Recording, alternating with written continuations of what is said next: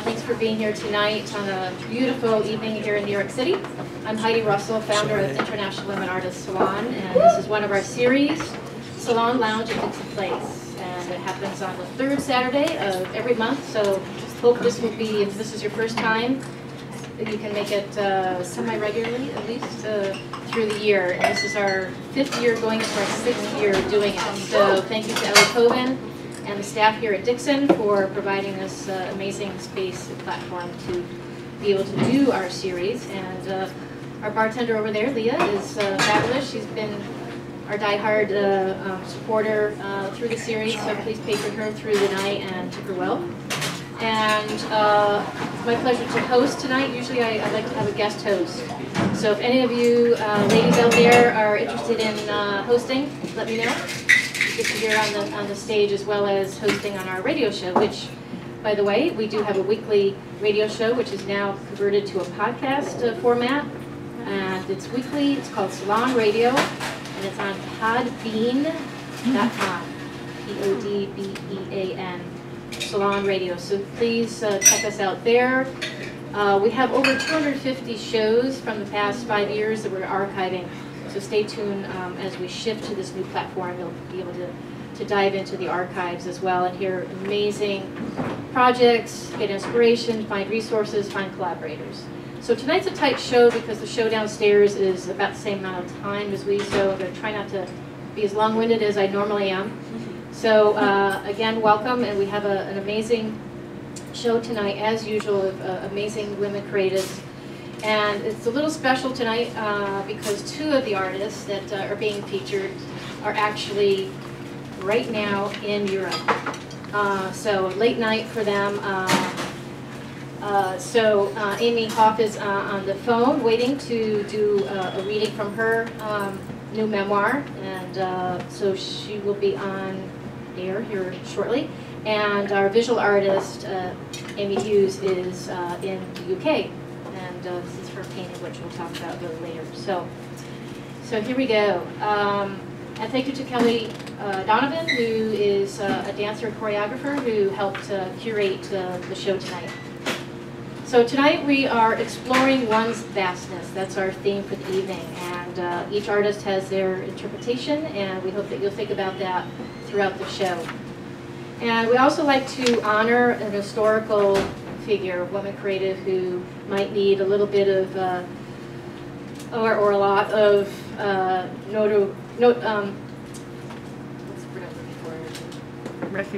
recognition. Thank you. I'm a visual artist, so once in a while I stumble over my words a little bit. But so we like to give recognition to historical women creatives who haven't received the proper due that should have. So tonight we are honoring Zora Neale Hurston. She was born in 1891 and passed away in 1960. I can hear some people might know of her. It's great. Zora was an American folklorist, anthropologist, and author during the time of the Harlem Renaissance. She was born in Alabama. She spent her early adulthood studying at various universities and collecting folklore from the South, the Caribbean, and Latin America. She published her findings in Mules and Men, and she was a fixture of the Harlem Renaissance, rubbing shoulders with many of the famous writers. In 1937, she published her masterwork of fiction called Their Eyes Were Watching God. Her awards include Anisfield Wolf Book Awards, the Charles MacArthur Award for an outstanding musical, and more. So please check her out on a regular basis and see more of her work. Our first live artist tonight is our film spot, and it's a real pleasure. I just met this artist in person tonight, but recently online. And Katia Martin is a Spanish filmmaker and actress, and she has had films screened at Cannes, the Berlin Film Festival, the Soho Film Festival, and more. And was chosen as one of 12. She was chosen as one of 12 actors for the ABC Diversity Showcase, and she has worked on projects for Rainmaker Films, Killer Films, and the David Lynch Foundation. And she tells us, "I want to tell stories that will move, surprise, confuse, and entertain. If the audience is moved in some way, I feel I've done my job. So we'll have to give her a scorecard later. I'm sure you will have done your job with our audience tonight. And the film that we are previewing here in Salon Lounge at Dixon Place is Vandal. So I'll let you experience the film before I say more. And you'll see who is in the, who has helped her with the film project, including her director, Felipe Vara Del Rey, and one of her actors is here also, Ramya Pratt, right? So.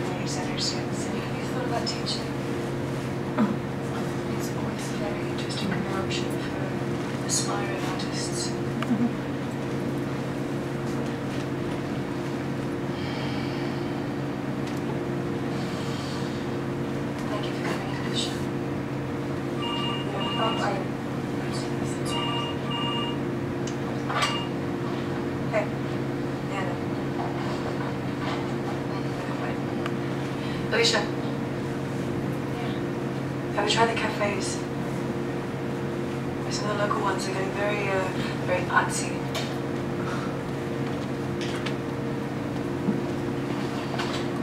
Yes, this month we are pretty booked, but let me see if I can. Actually, would you be holding for a moment? Thank you.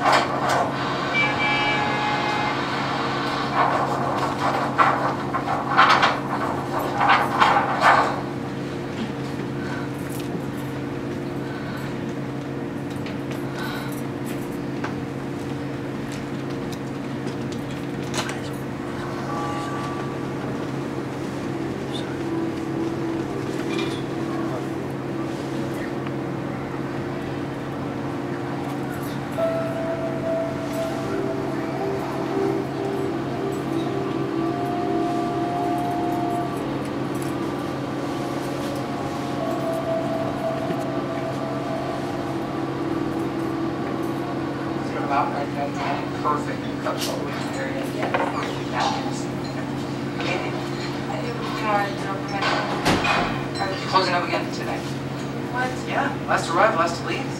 Now go get change. Staff restroom downstairs to the left.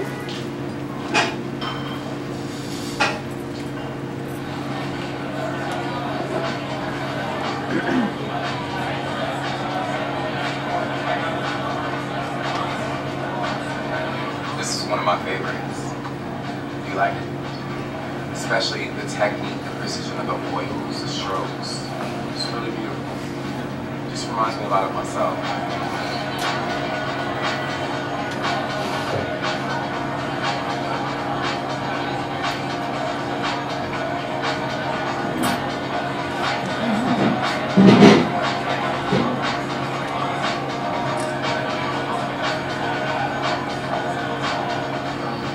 It's getting hard.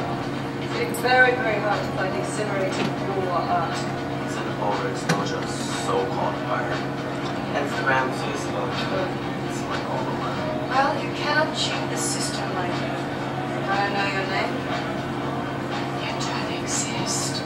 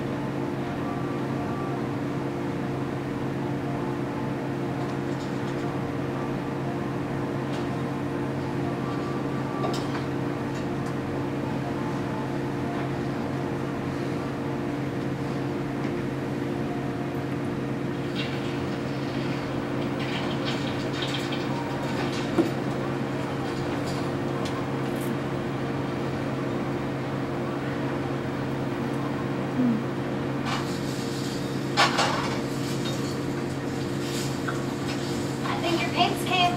Thanks. I'm so glad you're still painting. I hate that bitch. There's only one person in the art world. She kind of is the art world. You have to be fucking radical or a superstar or something. I don't like you. Allie, I don't hate you. You're like my hero. Okay, I'll just keep at it. I'm gonna ask my dad what to do. It's all about getting your real works by the right people.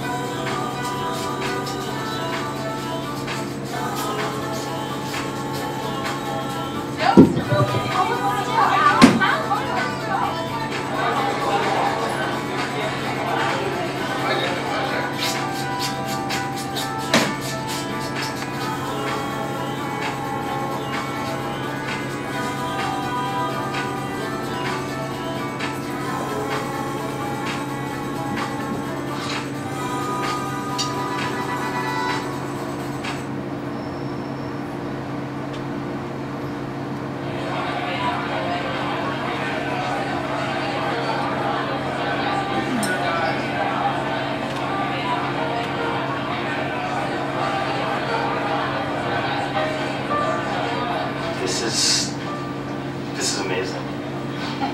Rosa, thank you so much for showing my pieces and giving me a chance. Honestly, thank you. It's all about you. Thank you.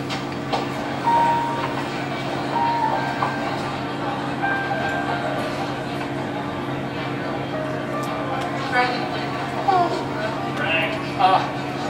Wonderful work. You made it. Congratulations. It's really special. So much. Oh, you know what? This reminds me of the novel that you know what I'm talking about?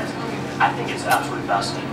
Have you seen the one at Smith's Gallery? It's brilliant. No idea how he pulls that off. His work is It's Phenomenal, brilliant. come on, it fails to impress. Well, he must do this in like 10 minutes. Break in, paint, vanish. I mean, it's brilliant. Doesn't he put his name on it? Yes, but what's it worth without a name? You know, it could be painted by different people for all we know. It's amateur, pseudo-artistic vandalism. It's like we're back in the 60s again. Le monde l'impossible. Well, You know it's true. yeah. You know, fucking someone who knows someone doesn't seem so bad after all.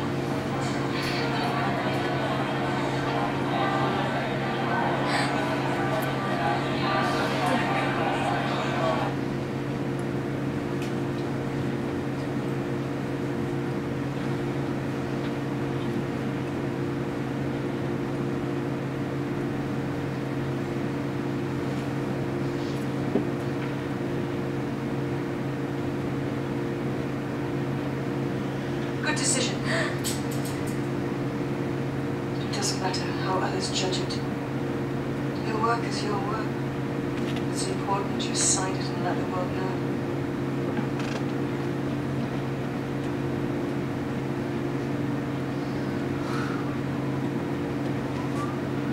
Now.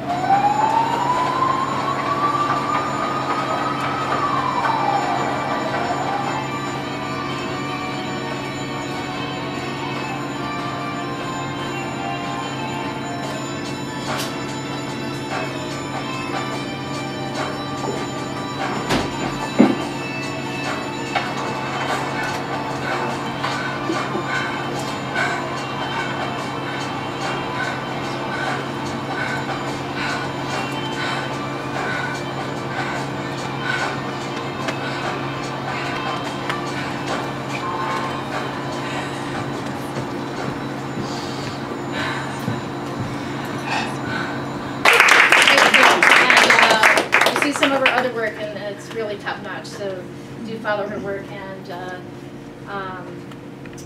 yeah, and spread the word.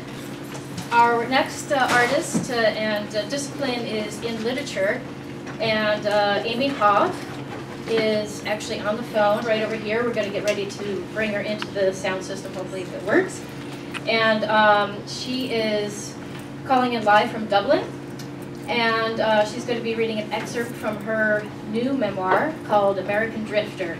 And it's, as I mentioned, a memoir about living on the American road for over a decade. Wow. So I'm sure there's going to be some amazing stories in the book, and she's going to give us a little sampling. And Amy is a novelist, writer, director, and folklorist who, again, spent over a decade living on the American road. And you can see her website here, officialamyhoff.com. And that's, her last name is spelled H-O-F-F, for those of you who are watching this via YouTube. So let me just get Amy connected here, and we'll hear a little bit from her. Okay, so I just introduced you. Yeah, I heard. Oh, good. I didn't screw it up, hopefully. Thank you for staying up late in Dublin. And, Hey, you're welcome. So take it away. Okay, hi everyone. I'm gonna read just one of the excerpts from the memoir that came out last week. The book is called American Drifter, and as Heidi had said, this is about living on the American road. I've been a drifter basically my entire adult life. One of the reasons I'm in Dublin is because I'm still doing it. I'm just not doing it in the States so much anymore. So I'm going to read an excerpt here. This one might be a little short, so I'll read another one if you want me to, or I can just take questions about what the life was like when I was doing that. So this is the excerpt that I have. It's called The Plain States. Racing thunderstorms rolling through the Plain States. The spatter of raindrops on the car window as the wheat fields are tossed in the wind on either side of the highway. Sometimes you feel like you're the only one out here underneath that heavy gray sky. Lightning purples the clouds. You sing along to the radio anyway. You smoke your cigarette and crush it in the ashtray as you shout along the highway to hell. You hope it's just a storm and not a tornado. In the passenger seat, a plastic bag of Twizzlers, beef jerky, and Doritos or Cheetos, maybe some cheese sticks. It's going to be maybe 7 or 8 hours before you can pull into the motel and stop for the night. Hell, if the storm hits hard, it's going to be longer than that. Some of these prairie storms are intense and will slow you to a crawl way out here where the empty old farmhouses stare at you with relentless dead black eyes. There's no one out here, not for miles, and nobody else dumb enough to be out on the road when the storm breaks. Fortunately, this ain't your first time at the rodeo, and so you're not too worried, used to being alone and used to driving so much that it's more a part of your instinct and nature than walking these days. But there are still moments where you wonder if you're in for it this time. Sometimes in the dark dive bars, sometimes in the big city back alleys, sometimes on the Kansas road where you're not sure if that storm is going to drown you out and everything else in its path. Staying small is a survival skill, noting your place in the universe and the nothingness of it all. There's food in the car, there's still cigarettes, there's still gas to get you from here to there. So you flip a coin in your mind to see if you pull over to the side of the road and let the storm pound against the shell of your car while you wait it out, or if you keep going in hopes of outrunning the deluge. Most of the time, I kept going. So that's the part I have. What would you like to have? Let us recognize that first.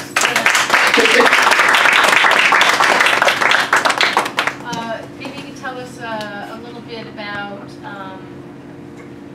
our theme tonight is just exploring one's vastness, and you spent a decade going across the vastness of America. Can you speak to a little bit about that, and maybe how the journey came about, and maybe what you discovered and had you write this book? Yeah, okay. I actually have been on the road basically since I was old enough to leave, about 18, and I don't think it was intentional at first, but it just sort of spun out that way, and I've never stopped traveling. I'm still on the road today, 2 decades later, basically, just internationally now. And I would say, I guess, in my opinion, when you're talking about the vastness of yourself and of America and of the world, once you get out there and once you've done that, it's really hard to stay in one place, because you just know how big the world is then, and you feel like no matter how much you see, no matter how much you do, there's always something else around the corner. There's always that next place you haven't seen. There's always more. It's kind of that idea that, the more you know, the less you know, I guess. And yeah, I don't know, I've always been a kind of a sucker for adventure. And I actually wrote this book because people were telling me that, first of all, that doing this is pretty rare these days. Apparently it's kind of gotten difficult to do this in the States, and only recently did I realize that people were becoming very nostalgic for the concept of the American road, and it was just my life, so I never realized that it had kind of become a romanticized thing. So that's why I started to write it down, but I've always been a little confused as to why people are interested, because it just seems like, my life to me. So. Well, fantastic. We really look forward to reading the whole book, and if you're able to stay out a little bit longer on the line, if we have a little bit extra time at the end, we can take some questions Sure. from the audience. So hang tight, and we'll go on to the the next two artists, and then we'll have a little talk. But thank you so much for sharing an excerpt.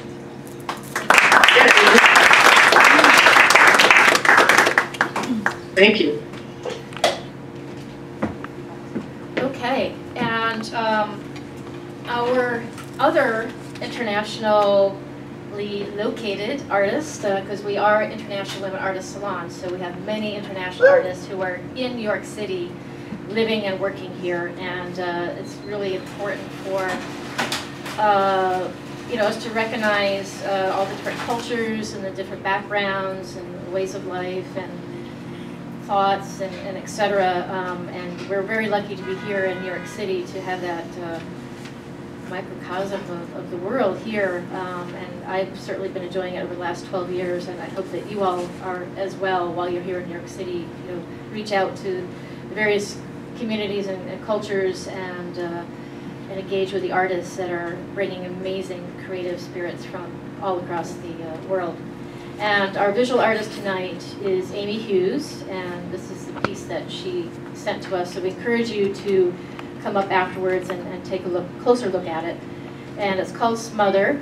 It's a study done in 2017, oil on canvas, and size is a 10 by 10. And she says, my work deals with the human body, typically my own. I painted and depicted my own body after thinking extensively about both my relationship to my body and society's relationship to it. And Amy is born in the UK and a representational painter, and she graduated from a 2-year full-time MFA program at the New York Academy of Art here in New York City. Since graduating, she's continued to exhibit her work in both solo and group shows internationally and in New York, which says here where she now resides. She's back in the UK, but hoping to come back on an artist visa. So International Women Artists Salon does help sponsor artists, so you can get that word out there as well. So hopefully she'll be one of our sponsorees and back here in New York in the near future. And her website, AmyV, is at VictorHughes.com. So please check out more of her work. And thank you, Amy.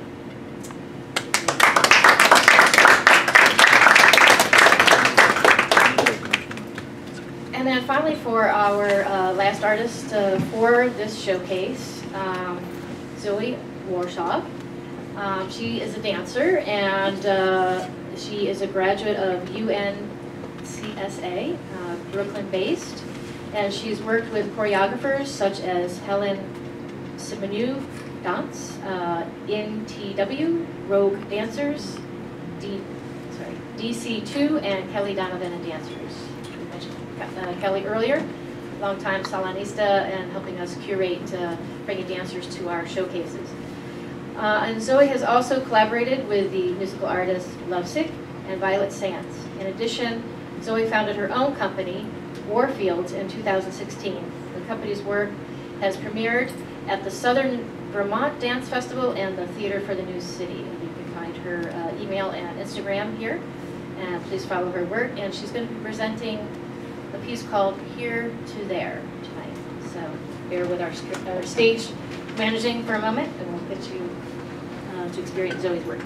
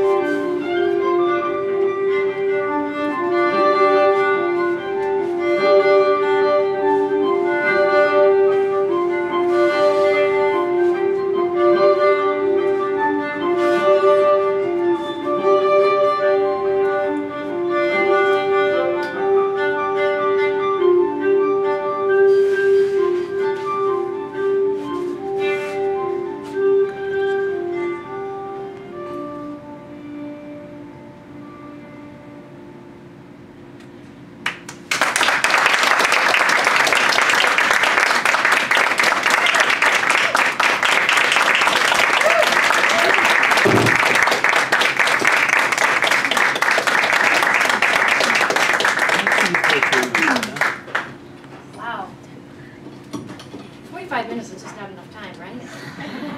I just feel like we're just getting rolling. Zoe Warshaw and Katya Martin, and right here in my hand, the lovely Amy Hoff. So everybody, we give a round of applause again.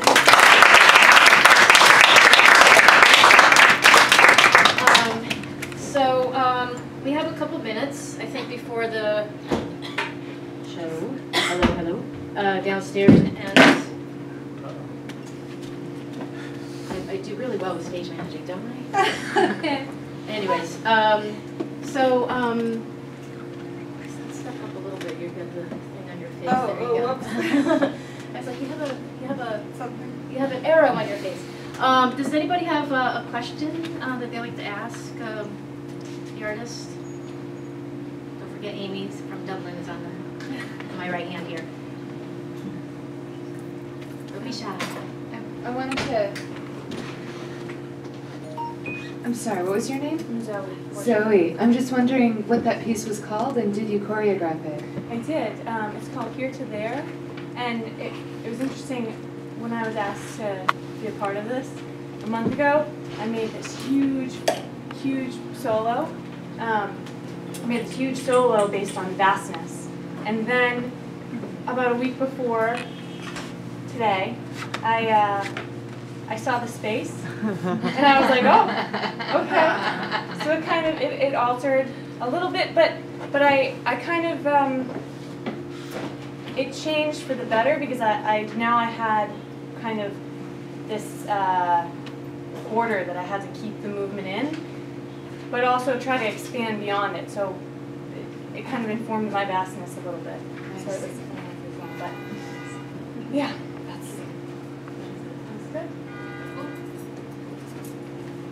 Any other questions before I ask one? I owe it. Oh, again. Amy. I actually had a question for Amy. You said, I was thinking maybe not in the room, that people romanticize drifters, but I wondered what your reason was for living the life that you're living Did you hear that, Amy? Yes, I did. What my reason was for continuing to live like this. Or your inspiration, maybe. Yes. Well, yeah, it wasn't, like I said before, it wasn't intentional at first, and it's primarily because in the way that other people have this real need for security that I've noticed. I mean, people really feel like they need to have, a place where they live and a certain network of people, and all of these things are very, these are needs that people have, and I'm the opposite. Like, I hate being in four walls. I hate being in that situation. So I'm, so for me, like, I guess my home is the road, and that's where I feel the most comfortable. And that's, what I mean is, like, actually just continuously moving on and never having any particular place. And that's what it is for me. That's why I keep doing it. Yes, thank you, Amy. I think we, is this for Amy as well? It is. Oh, okay. Sorry. Yes, go ahead. Hi. I was wondering, to that, how has your wandering changed throughout the years? You mentioned before that in your piece it was obviously like in America on the open roads, and now you're over in Ireland. And are you doing the same thing in Ireland? Are you doing a different thing in Ireland? How has it changed throughout the years? Well, it's more changed. It changes depending on where I go, because obviously in the States, it's very much, cars, motels. I have friends who are train hobos, and they do train traveling, jumping trains and stuff, because in the States we don't really have the public transportation that all of Europe has, and most of Asia and a lot of other places. So whenever I go somewhere else, and I was out of the country for many, many years now, I'll do the same kind of traveling, but via public transport, and I think that's the biggest difference for me, especially since I'm a real, I have a real love of cars, so that's been hard to adapt to. But that's the biggest difference, I think. as far as how things have changed. And especially like when I went back to the States, actually, one of the things I noticed was that things had gotten so expensive that it would be very, very difficult to live like that there now, you know, the way that I started to back when it began, because that was quite a few years ago. I mean, motels aren't like the $30 a night or $20 a night they used to be. You know, most of the places are too expensive to stop over even for a night for people who are doing this, you know, or used to do this for, because I mean, we did this kind of thing for a living, a lot of us, you know, you go from town to town, you pick up work in each place or, you know, something like that. But that's not really, not as easy, not these days. Indeed, thank you, Amy. And I want to get a question to Katya, but just a quick question to you, Amy. Have you heard of Tales from a Female Nomad? The book? No. Check it out. You'll find a kindred spirit there. Unfortunately, I can't remember the author's name, but she left her traditional life at 49, and she's now in her 60s, probably late 60s, and she's been, you know, traveling the world from 1 week, one place, up to 2 weeks, for 2 years, another place, from living in a hut in the Amazon to a prince's palace. So it's pretty inspirational. So I'm sure your journey and story is equally as not only entertaining but inspiration. So thank you for sharing your journey with us. And hello to Dublin to everybody over there. But I want to ask Katya and then any of the other artists. You wear a lot of hats. So speaking to the vastness of one's self and their expression and passions, how do you manage that, or how do you give some tips or inspiration to people? I don't sleep very much. Say that again? I don't sleep very much. Yeah. For starters, no, I do like to sleep, but I mean, I started out like acting was always kind of the main thing that I wanted to do, but at the same time, even since I was little, I would always kind of write my own stories for myself to perform in, or I was a dancer for a bit, and I would like. I always knew that I wanted to really be part of filmmaking in a much broader sense than only being on screen. And so for me, I don't know, I think I personally have kind of two parts of my personality where I can be very artistic but also very organized and kind of type A, which goes really well with someone who wants to produce and kind of has to keep all those managerial things together. And I mean, for anyone else who is thinking about wearing multiple hats versus just honing in on one craft, I think it depends. Like, my brother is a dancer, and I think for dancers, like, it is an art that you guys have to train your body so much, and I mean, with choreographing you kind of learn that, but you have to first know your body, know your technique. And I think, but for something like film, there's so many different parts and components to it that knowing how to do different things just really opens up opportunities. And having gone from someone who was mainly just acting to now writing, producing, directing, set design sometimes, it really just has given me so many other cool opportunities and the chance to work with some amazing people that I never would have been able to even get in contact with if I had only been acting or only been screenwriting. So I would really encourage it. I know it doesn't work for everyone, but if you kind of like dipping your toes in a lot of different, is that the right expression? You like I don't know. If you like doing a lot of different things, it really is cool. Fantastic. Yeah, and I think that's one of the main things that International Women Artists Salon is here for, is for women creatives to explore their passions and share resources and find collaborators and inspiration from other women artists, and help each other. So we thank you for sharing your works tonight, your inspiration. Do you have anything else? Oh, I just wanted to add to that. I think that it's important as dancers that we train our bodies and we follow this. I don't know. I don't think that there is one path as a dancer. Mm-hmm. And I think that it's hugely important to have your foot in all these different doors, because I think that it informs your work. I don't think that's necessarily just for dancers. It's so great that this exists, and I feel so fortunate that I'm a part of it tonight, because I feel like it just informs your work, and I feel like artists are really special, and I feel really lucky that I'm one of them, and I think that when artists get all together in one room, that really amazing things happen. So thank you. Absolutely. Can I piggyback off of that? I think what you just said is so important. Like, for example, when I wrote Vandal, I wrote the film because I was surrounded by a lot of friends who were painters, and this movie would never have happened if I hadn't kind of dipped my toes into this art painting world. And so I'm working on a music project right now that is video, but with dancers. And so I think it's so cool and like be cross-disciplinary. Yeah. So. Absolutely. Yeah. Anybody else in the audience have a question? Back here. How about just a quick show of hands? How many consider themselves artists or creatives? Everybody. Come on, everybody put up their hand, right? I was waiting for that. Yes. Hi, thank you for all your performance. It was great. I just had a question for Katya. So, in your film, so it's this young artist who's passionate and who's facing this brutal art world. Has this been your experience also in New York City? And if so, just if you can talk a little bit about that.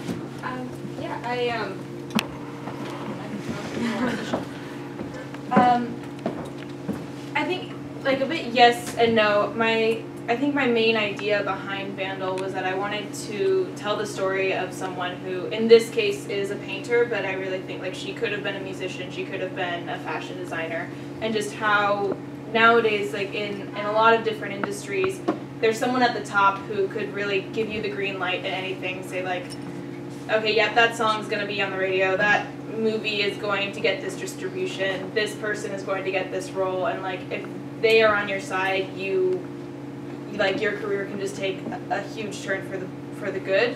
And at the same time, that same person could just for any reason not connect to your work, and that would, in a sense, close a ton of doors for you. And so I just wanted to tell the story of a person who maybe has to find a different way to go around that and has to open up the doors for herself. And I think that any artist goes through this, consistently, and you're always going to feel like a door is shutting on a daily basis until finally one opens or a window opens, and like it's not what you thought it would be, but it ends up being amazing. And so I mean I've definitely been through that, and I've also been through the opposite, where you have these moments where like, oh right, this is why I do this. This is why I like consistently I'm like, oh come on. But I think that it's something that it's pretty universal when you kind of go through this path of inconsistent career choice, but you have to do it. Definitely. Never give up. Yeah. Anybody else? And I just wanted to add to that again, encouraging everybody, as these amazing women have mentioned, that just go after your passion, no matter what it is, if it's in the arts or if it's in other industry. I know there's an artist out here who's also a scientist and mixes science with art, and so there's a lot of interdisciplinary action opportunities out there to explore passion. So the other show is coming up, so come on in. We're going to end tonight, but thank you so much for being here, and please stay, patron the bar, and enjoy the artists.